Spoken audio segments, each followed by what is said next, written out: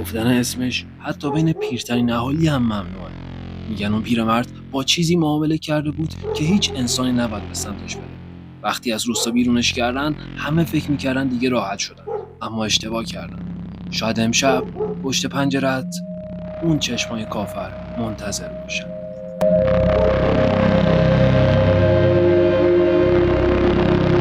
این فقط یک افسانه محلی نیست. یه داستان واقعی از یه پیرمرد طرد شده است که حتی مرگ هم نتونست نگهش داره. تا آخر ویدیو بمون، چون در پایان رازی رو میشنوی که حتی اهالی روستا جرئت نکردن دربارش حرف بزنن.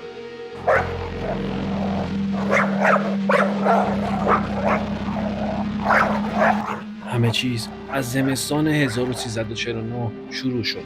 روستایی به نام چشم سیاه تو دل جنگل‌های انبوه البرز شمالی، جایی که جاده‌هاش فقط 2 ماه از سال باز بودن و باقی سال برف و مه همه چیز رو می‌بلعید. این روستا با کمتر از 50 خانوار برای خودش یه دنیا بود. توی اون دوران نه برق درست حسابی داشتن و نه مدرسه. همه زندگی مردم به دامداری و زغال چوب میگذشت. یه گوشه روستا درست کنار چشمه‌ای با آب سیاه رنگ که هیچ کس نمیدونست از کجا میاد، کلبه‌ای بود که بهش میگفتن کلبه نفرین شده. ساکنش پیرمردی با ریش سفید تا کمر، چشمانی خاکستری و پوستی چروکیده مثل پوست درخت بلوط بود. هیچکس اسم واقعیش رو نمیدونست، فقط بهش میگفتن کافر. میگفتن از جنوب اومده، بعضیا میگفتن عرب بوده، بعضیا میگفتن حتی آدم نبوده. هیچ کس ندید که خانواده‌ای داشته باشه. تنها میخوابید، تنها حرف میزد. شبها چراغ کلبش روشن میشد و صداهایی از تو میومد که شبیه دعا یا آواز نبود. انگار یه زبون دیگه بود. سالها مردم فقط ازش میترسیدن. ولی تو بهمن همون سال یه اتفاق افتاد که همه چیز رو عوض کرد. 2 بچه 7 و 9 ساله به اسم یونس و سمیه نیمه شب گم شدن. رد پاشون تا کنار کلبه کافر پیدا شد، اما بعدش انگار زمین باز شده باشه. هیچ رد و اثری ازشون نبود. صبح فرداش روستا مثل دیگه جوشان شد. مردها با بیل و چوب جمع شدن. کار اون حرومزاده است، باید بسوزونیمش. اون روز هوا مه‌آلود بود. ساعت نزدیک غروب مردم کلبه رو محاصره کردن. کافر در رو باز نکرد. فقط از پشت در صداش اومد. صدایی که انگار پیر نبود، جوون بود، پر از خشم. من نرفتم دنبالشون، اونا خودشون اومدن.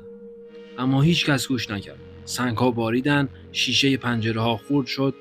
یه مرد فریاد زد از اینجا برو، برو قبل از اینکه خونت ریخته بشه. در آخر پیرمرد رو با طناب بیرون کشیدن. دستاشو بسته بودن و تا ته جنگل بردنش. اونجا جایی که بهش میگفتن گردنه خاموش ولش کرد. بارون شروع به باریدن کرد. بارونی سنگین و یخزده. همه برگشتن به روستا با این فکر دیگه تموم شد. اما همون شب اولین خون روی برف ریخت. صبح که شد 3 گوسفند سربریده پشت در مسجد پیدا شد. و از اون شب اسم کافر دیگه فقط یه اسم نبود. یه سایه شد. یه ترس. یه نفرین.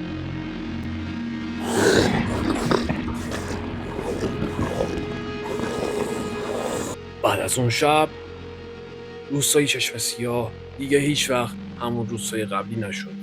زمستون تموم نشده بود که چیزایی شروع شد.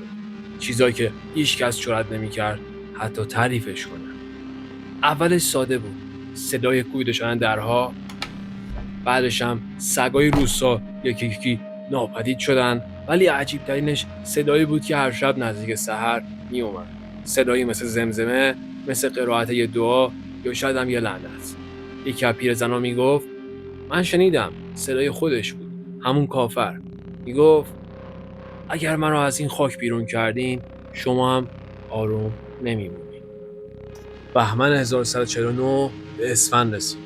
برف همچنان سنگین بود و روستا زیر یه سکوت سرد مدفون شده بود.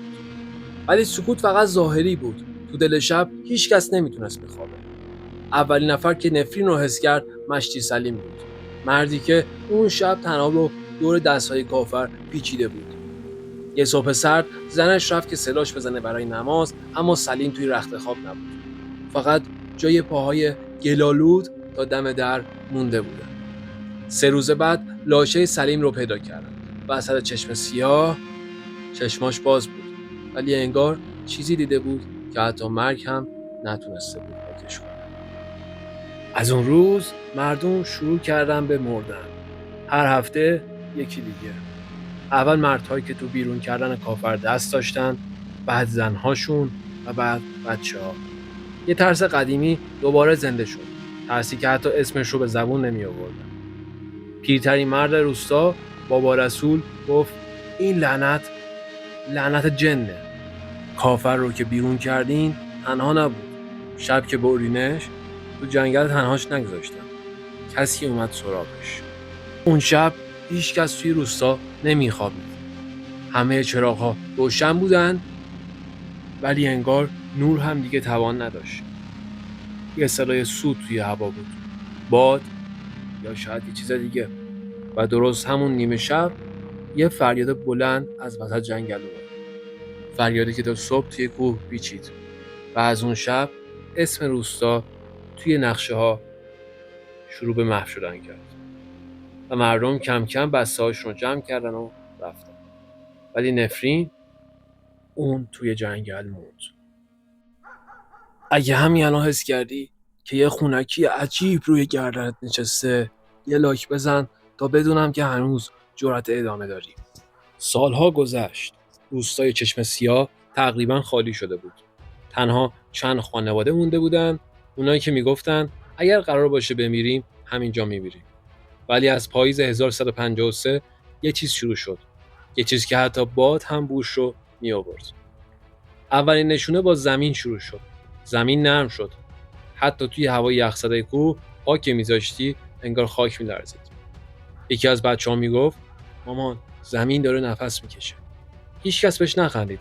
همه با وحشت به کوه پشت روستا نگاه کردن. همون جایی که کافر رو دفن کرده بودن. بعدش بوی عجیبی اومد. نه بوی جنازه بود، نه دود یا باروت. بوی بود مثل کاغذ سوخته و چرم خیس. هر شب با غروب خورشید این بو سنگین‌تر میشد. پیرمردا میگفتن این بو رو یادمه. شبی که کافر رو بردیم همین بو توی هوا بود. بعدها حیوانات واکنش نشون دادن. اسب‌ها رم می‌کردن، گوسفندا بدون دلیل می‌مردن، حتی پرنده‌ها از بالای جنگل رد نمی‌شدن. یکی از شکارچی‌ها گفت یک کلاغ دیدم که وسط هوا افتاد. بالهاش سالم بود ولی چشماش سفید شده بودن. سومین نشونه از همه وحشتناکتر بود.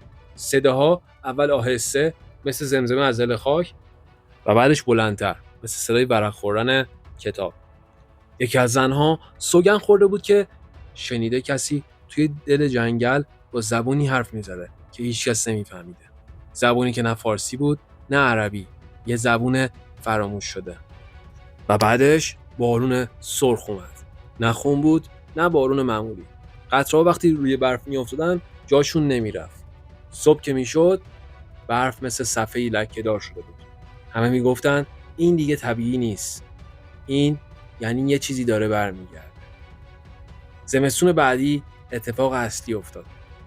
شبی که زمین زیر قبر کافر ترک برداشت.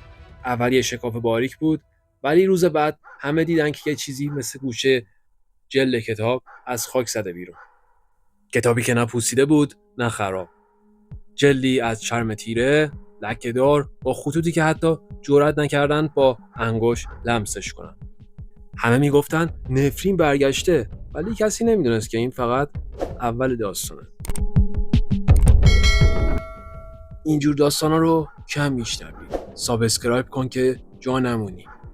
از اینجا به بعد ماجرا خیلی تاریک‌تر میشه. زمستون 1354 بود. روستا در سکوت عجیبی فرو رفته بود، اما اون شبی که بهش میگن شب شکافتن خاک، همه چیز عوض شد. باد مثل فریاد میپیچید. برف میبارید، ولی فقط اطراف قبر کافر سفید نشد. روی خاک ترک خورده قبر اون هیچ برفی نمینشست. پیرزن‌ها میگفتن این یعنی زمین نمیخواد آروم بمونه. یه چیزی میخواد بیاد بیرون. صبح فردا وقتی مه روستا رو خورد داده بود، یه اتفاق وحشتناک افتاد. بچه‌ای 10 ساله‌ای به اسم عیسی کنجکاو شد. رفت تا از نزدیک ببینه اون ترک خاک چیه. با چوب کند زمین و همون موقع صدای تقی بلند شد. یک تکه جلد سیاه از خاک بیرون زد. جلدی که به نظر می رسید تازه دوخته شده. رگه های قرمز بین چرم مثل رگ های زیر پوست یه آدم زنده زده بود بالا. عیسی جیغ زد: مامان، یه کتابه. مردان روستا اومدن. پیرترینشون عمو سفر که خودش توی دفن کافر بوده، با دیدن جلد رنگش پرید. زمزمه کرد: نه، این همون کتابی که اون لعنتی با خودش آورده بود. نباید بهش دست بزن. ولی همیشه یه نفر پیدا میشه که گوش نده. جعفر، شکارچی روستا، مردی مغرور که هیچ وقت از چیزی نمیترسید، با خنده گفت: این فقط یه کتابه، چیه انقدر ازش میترسید؟ دست کرد، جلد رو گرفت و بیرون کشید. لحظه که کتاب کامل از خاک بیرون اومد، آسمون ساکت شد. باد ایستاد، حتی صدای حیوونا هم قطع شد. فقط صدای قلب جعفر شنیده میشد که تپش داشت و تند می‌زد. کتاب رو باز کرد. صفحه اول خالی نبود. خطوط پیچیده مثل مارهای سیاه روی کاغذ خزیده بودن. خطوطی که وقتی نگاهشون می‌کردی حس می‌کردی دارن تکون می‌خورن. و اونجا بود که کلمه‌ای که هیچ کس نمیتونست بخونه ولی جعفر با صدای بلند گفتش. با خوندن اون کلمه باد دوباره وزید، اما این بار مثل تیغ. چراغ‌های نفتی خودشون خاموش شدن و جعفر افتاد. چشماش باز بود ولی نگاهش خالی بود. از گوشه لبش یه خط خون باریک پایین اومد. کتاب از دستش افتاد ولی خودش تکون نخورد. زنها جیغ زدن، بچه‌ها فرار کردند، اما هیچ کس جرئت نکرد کتاب رو دوباره لمس کنه. و از همون لحظه نفرین رسما بیدار شد. هر صفحه که ورق می‌خورد صدای زمزمه‌ای که بعضیا میگفتن اسمشون رو صدا می‌زدن. همون شب 3 چیز اتفاق افتاد. چشمای جعفر سیاه شدن تا صبح انگار یه چاله خالی به جای چشماش بود. کتاب خودش ورق می‌خورد در حالی که کسی لمسش نکرده بود و صدای خنده همون کافر، همون که چند سال پیش از دل غرب بیرون می‌اومد. روستایی‌ها فکر می‌کردن نفرین یعنی مرگ، ولی فهمیدن نفرین یعنی کتاب برگشته. کتابی که هر کس نگاهش میکنه یا میمیره یا چیزی میشه که نمیتونی تصورش کنی.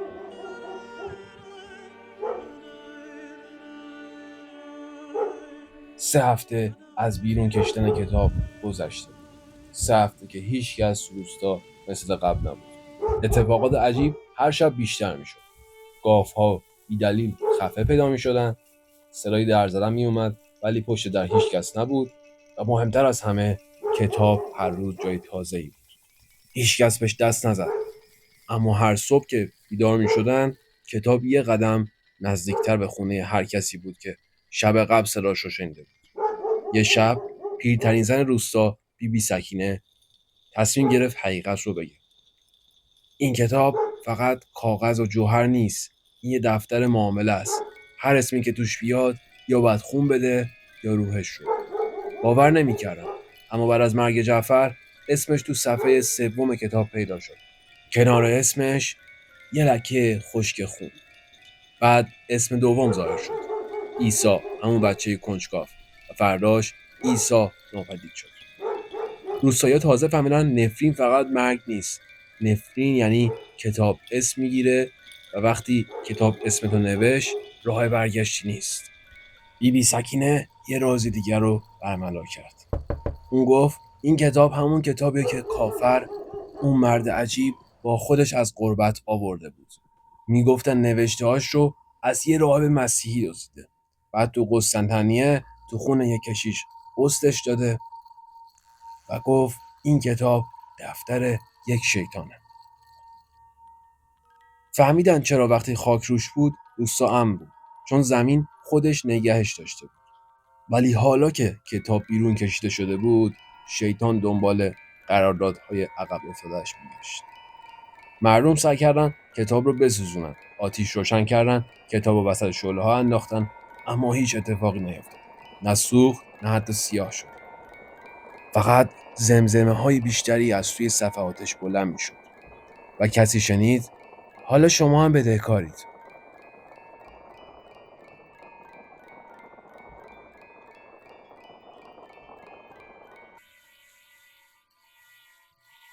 امروز کتاب هنوز اونجاست. نه تو موزه است، نه دست دولت. میگن بین وسایل کلکسیونر پنهانه. هر چند سال یه بار یکی از صفحه‌ها باز میشه و یه اسم جدید نوشته میشه. ویدیو امروز فقط یک روایت نیست، یه هشداره. شاید همین الان که نگاه میکنی کتاب ورق خورده باشه و شاید اسم بعدی همین الان داره نوشته میشه. اگه یه روز کسی کتاب رو جلوت بذاره و بگه فقط یه صفحه است، جرأت داری بازش کنی؟ تو کامنت ها جواب بده، چون شاید جواب تو فرق بین زنده موندن و ناپدید شدن. نظرتو توی کامنت بنویس. تو با این کتاب چه کار میکردی؟ جرأت میکردی صفحاتش رو ورق بزنی؟